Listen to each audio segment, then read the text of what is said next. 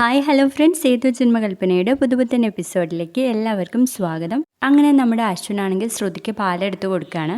സാധാരണ അമ്മയാണല്ലോ ഇത് കൊണ്ടുവരാറുള്ളത്, ഇത് ഇയാളാണല്ലോ കൊണ്ടുവന്നത്, അപ്പോൾ ഇതിൽ വല്ല വിഷവും ചേർത്ത് കാണും എന്നിങ്ങനെ വിചാരിച്ച് നിൽക്കുന്ന സമയത്ത് അശ്വിൻ ചോദിക്കും, ശ്രുതി, സത്യത്തിൽ നിനക്കെന്തെങ്കിലും കുഴപ്പമുണ്ടോ?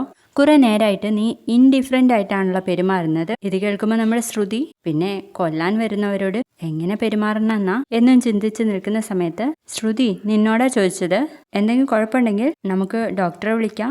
ഓഹോ, എന്നിട്ട് വേണം ആ ഡോക്ടർ വന്ന് എന്നെ വല്ല വിഷവും കുത്തിവെച്ച് കൊല്ലാൻ എന്നിങ്ങനെ ഓർത്തിട്ട് പറയും, ഏയ് എനിക്കൊരു കുഴപ്പമില്ല, കണ്ടില്ലേ എന്നെ, ഞാനിപ്പോ ഓക്കെയാണ്, എനിക്കൊരു കുഴപ്പമില്ല എന്നൊക്കെ പറയുമ്പോഴേക്കും അശ്വിൻ പറയും, ഇതേ പാല് ഞാനിവിടെ വെച്ചിട്ടുണ്ട്, നിനക്ക് വേണമെങ്കിൽ എടുത്ത് കുടിക്കുക എന്ന് പറഞ്ഞിട്ട് വെച്ചിട്ട് പോവാണ് കേട്ടോ. അപ്പൊ തന്നെ ആ ഗ്ലാസ്സിലെ പാലെടുത്തിട്ട് ശ്രുതി മണത്തൊക്കെ നോക്കുന്നുണ്ട്, കൂടാതെ കളറൊക്കെ നോക്കുകയാണ് കേട്ടോ. ഇതിന്റെ കളറിന് എന്തോ ഒരു വ്യത്യാസമുണ്ട് എന്നും പറഞ്ഞ് വീണ്ടും മണത്തൊക്കെ നോക്കുന്നുണ്ട്. വേണ്ട, കുടിക്കണ്ട എന്നും പറഞ്ഞ് അവിടെ വെച്ചിട്ട് പോവാണ് റൂമിലോട്ട്. എന്നിട്ട് റൂമിന്റെ വാതിലൊന്നും അടയ്ക്കാതെ മലക്കെ തുറന്നിടാണേ. അങ്ങനെ നമ്മുടെ ശ്രുതിയാണെങ്കിൽ അശ്വിന്റെ അടുത്തേക്ക് പതുക്കെ ശബ്ദമുണ്ടാക്കാതെ പോവാണ്. എന്നിട്ട് അവിടെ കിടക്കുന്നുണ്ട്. എന്നിട്ട് ഇങ്ങനെ പ്രാർത്ഥിക്കും, കൃഷ്ണ കൃഷ്ണ കൃഷ്ണ എന്ന് പ്രാർത്ഥിക്കുമ്പോഴേക്കും ശ്രുതിക്ക് തോന്നാണ് അവിടെയുള്ള തലണ വെച്ച് അശ്വിൻ ശ്രുതിയെ അമർത്തി കൊല്ലുന്നതായിട്ട്. അത് ശ്രുതി സ്വയം തലണ എടുത്ത് ശ്രുതിയുടെ മുഖത്ത് വെച്ച് അമർത്താണ് കേട്ടോ.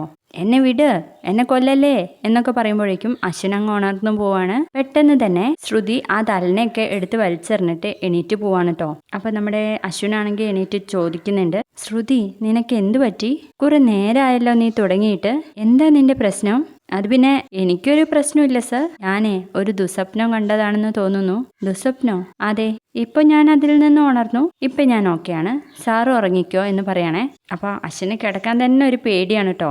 ഒരു പേടിച്ചും കൊണ്ടാണ് അശ്വിൻ അവിടെ കിടക്കുന്നത്. ശ്രുതി, എന്താ നീ കിടക്കുന്നില്ലേ എന്ന് ചോദിക്കുമ്പോൾ ശ്രുതിയും കിടക്കാണ്. എന്നിട്ട് പേടിച്ചും കൊണ്ട് അങ്ങോട്ടും ഇങ്ങോട്ടൊക്കെ തിരിഞ്ഞ് കിടക്കാണ് കേട്ടോ അശ്വിൻ. ശ്രുതിയാണെങ്കിൽ അശ്വിൻ നോക്കുന്നുണ്ടോ എന്ന് നോക്കി നിൽക്കുകയാണ്. അശ്വിനാണെങ്കിൽ ഒരു കണ്ണ് തുറന്നൊക്കെ ശ്രുതിയെ ശ്രദ്ധിക്കുന്നുണ്ട് കേട്ടോ. അങ്ങനെ അവര് പരസ്പരം ഉറങ്ങിപ്പോവാണ്.